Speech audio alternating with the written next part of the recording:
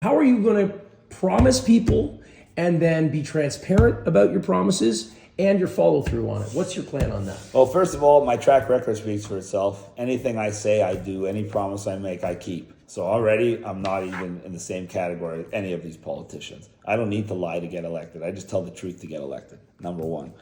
Number two, what was the second part of the question? Sorry. The second part is, how are you going to be held accountable? Very simple. Dude, you're saying it now, right? But very simple. We already came up with a plan for this. Speaking with police, speaking with government officials, speaking with emergency service workers, we were working together to draft an anti-corruption statement that will literally be a contract where I would state that I would hold myself accountable to the people. I would state that I could be actually fired and removed from office if I go against any of my promises.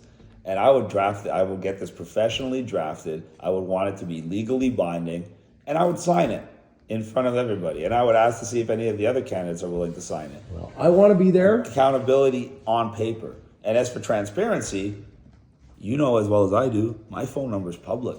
You can Google Chris Sky's phone number, and my cell number will pop up. You will see my cell number on all my campaign material. All right. And there's a reason for that. How can you call yourself a public servant if you don't really serve the public? How can you call yourself accessible and transparent if nobody can access you?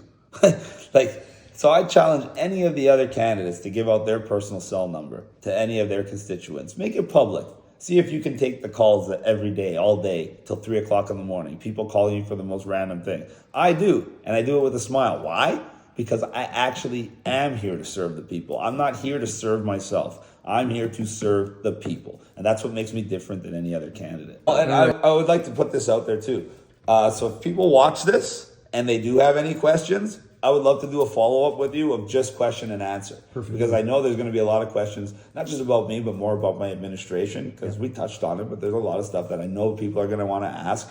And the more questions I get, the more on the pulse of Toronto I will be.